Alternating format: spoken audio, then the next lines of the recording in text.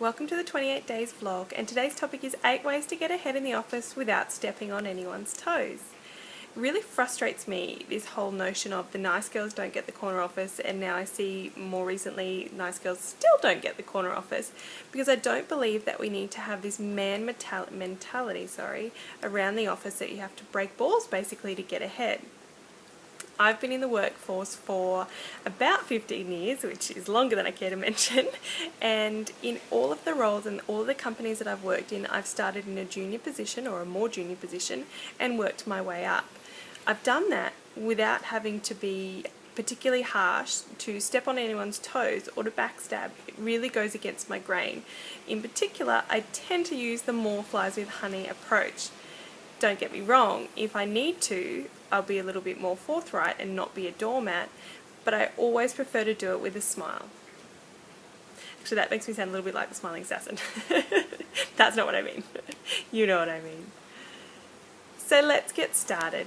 So the first thing that you could do is put your hand up for diverse projects, particularly if you're bored at work and you want to expand your skills. This would work for you in a few different ways. One, as I say, expand your skills. Two, put you across and in front of different people in your organisation who you might not necessarily have met or worked with before, and to really show them that you've got some skills perhaps that you have that you've not been able to use before, or that you're really open and willing to learn new things and pick things up quickly. This works for you both within your organisation, because these people will help you to get a promotion, or outside of your organisation where you can get new skills onto your resume or your LinkedIn profile these days.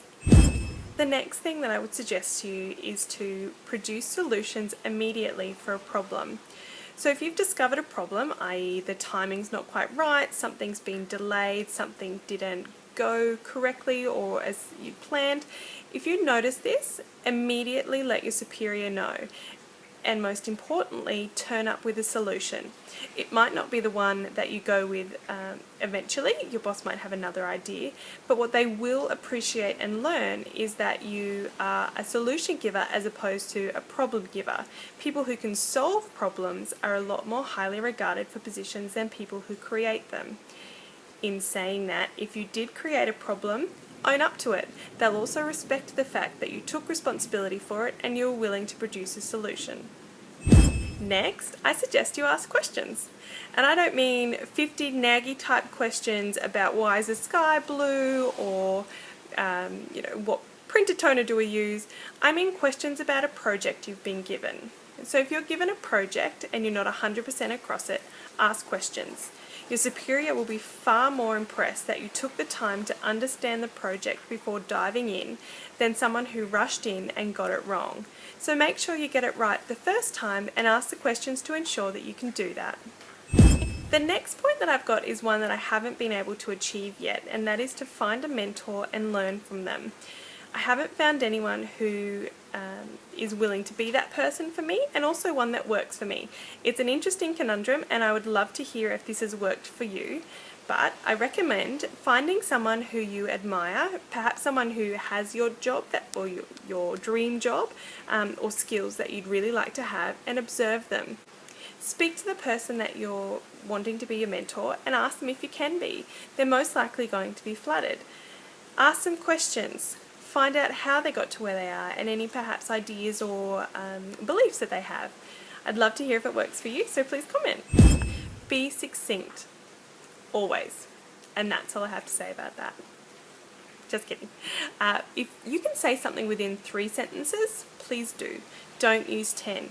Your audience will lose interest and not focus on what you're really trying to say, and they'll also begin to perhaps perceive you as a person who is a little bit unsure of the things they're saying, so they use more words than they have to. Next, I suggest you take control of your career. If you want a promotion, ask. Your boss may not know that you actually have larger ambitions than what you're currently doing, so make sure you ask them and ask for feedback. It leads really well into the next point of being your own champion. No one is going to fight your corner if you don't. So, in taking control of your career, ask for a quarterly meeting with your boss to talk about the projects that you're doing, what you've learned, what you've achieved, and perhaps receive any feedback that you can get about how to get to the next level each 3 months. Then look at where you've got on that and build on it. And so when it comes to a position being available, they really have no choice. And the last one is a theme that you'll find constantly on 28 days, and that's be positive. Being positive in a sea of negativity will get you noticed far more than anything else, and it's contagious. People will want to work with you.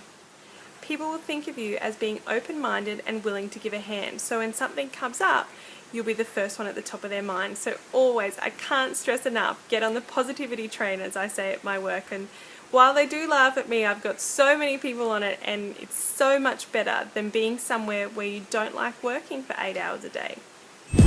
So in that vein, know that you can do anything. For an example, Donna Karen. We all know her as Donna Karen New York. She started as Anne Klein's assistant, and in her own words, she got very good at making coffee and sharpening pencils. Now look at her. So know that you can do anything and be anything that you want. I'd love to hear your feedback if you've got any more points, if any of these have worked for you, if some haven't. So please comment below or jump online to www.28days.com.au or on Facebook for 28 Days Oz.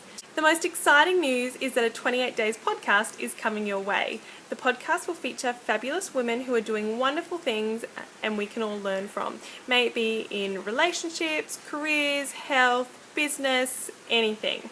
So I desire your help.